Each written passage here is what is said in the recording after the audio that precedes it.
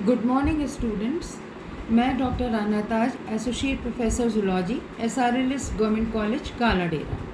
पिछले दिनों हम अपना BSc पार्ट 3 का थर्ड पेपर कवर करते रहे हैं और उसी में हमारा आज का टॉपिक है animal behaviour, introduction and history, यानी जंतु व्यवहार, उसका परिचय एवं इतिहास। व्यवहारिकी या इथोलॉजी जंतु व्यवहार का अध्ययन है। ये प्राणी शास्त्र की नवीनतम शाखाओं में से एक है। इथोलॉजी शब्द इथोस या आदत प्लस लोगोस स्टडी मिलके बनता है, यानी कि आदतों का अध्ययन।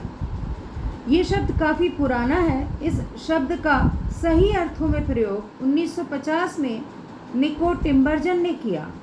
प्रारंभिक काल में इथोलॉजी के बजाय एनिमल साइकोलॉजी या जंतु मनोविज्ञान का उपयोग किया जाता था, शब्द का उपयोग किया जाता था। USA एवं UK में इसे जंतु व्यवहार या एनिमल बिहेवियर कहा जाता है, परंतु वर्तमान में इथोलॉजी सर्वमान्य शब्द है। व्यवहार को इसकी पूर्णता में परिभाषित करना आसान नहीं है। इसे विभिन्न वैज्ञानिकों ने, विद्वानों ने विभिन्न प्रकार से परिभाषित किया है और इनको हम निम्न बिंदुओं से समझ सकते हैं। नंबर 1, ऑब्जर्वेबल व मात्रा में क्वांटिफाइएबल घटनाएं व्यवहार हैं। ये अस्तित्व के लिए आवश्यक दिशात्मक गतिविधियां हैं। नेक्स्ट है व्यवहार किसी प्रकार के उद्दीपन के प्रति जीवित पदार्थ की प्रतिक्रिया है।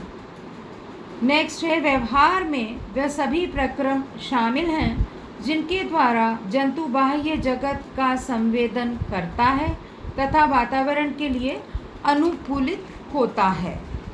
अगली परिभाषा जो आती है वो इस प्रकार से हो सकती है। संपूर्ण जंतु की किसी बाहरी स्टिमुलाई उद्दीपन के कारण गति या किसी जंतु के प्रभावी अंगों पेशियों की गतिविधि व्यवहार कहलाती है। एक और परिभाषा इसकी दी गई है जो है व्यवहार सदैव शरीर के विभिन्न अंगों की क्रिया का संयुक्त परिणाम है। अगला है व्यवहार से जंतु द्वारा प्रदर्शित सभी मूवमेंट्स, फेशियल एक्सप्रेशंस, पोस्चर्स, रंग परिवर्तन, ध्वनियाँ समाहित हैं। अब अगर देखा जाए तो व्यवहार वास्तव में उद्दीपन व प्रतिक्रिया का परिणाम है। संवेदांग उद्दीपन की पहचान करते हैं, संवाहक प्रतिक्रिया का समन्वय करते हैं तथा प्रभावी अंग इफेक्टर्स व्यवहार दर्शाते हैं। मानव जिज्ञासा, लगन व गहन शोध से व्यवहारिकी के विभिन्न क्षेत्रों को परिभाषित करना संभव हो पाया है। आज व्यवहारिकी की अनेक शाखाएं हैं जो निम्न हैं। इथोलॉजी, इस शाखा में एक जाति के व्यवहार तथा पर्यावरण के जैविक व अजैविक घटकों के मध्य के अंतर संबंधों को खोजा जाता है। फिर अगली शाखा है इथोफिजियोलॉजी और बिहेवियरल फिजियोलॉजी। इसे व्यवहार के कार्यकीय संबंध का अध्ययन होता है। इसकी 2 शाखाएं हैं, न्यूरो इथोलॉजी या संवेदी प्रक्रमों व सेंट्रल नर्वस सिस्टम से संबंधित है ये, और दूसरी है इथो एंडोक्राइनोलॉजी। इसमें व्यवहार तथा हार्मोन्स के अंतर संबंध से संबंधित अध्ययन किए जाते हैं। अगली शाखा है ह्यूमन इथोलॉजी।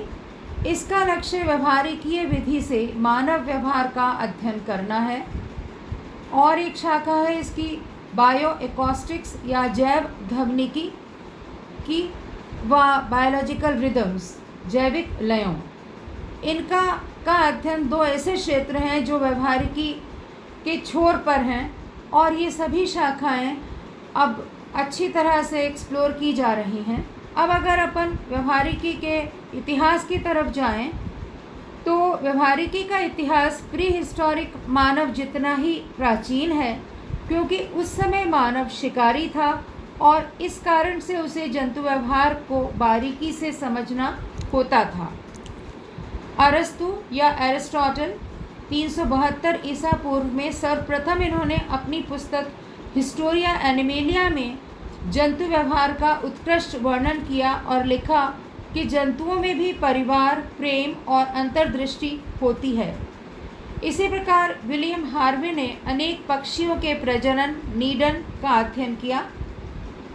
जंतु व्यवहार के वैज्ञानिक अध्ययन की उत्पत्ति गिलबर्ट वाइट 1720-1793 के कार्यों से होती है, जिन्होंने स्वॉलो के व्यवहार का सावधानी पूर्वक अध्ययन किया और ऑब्जर्व किया।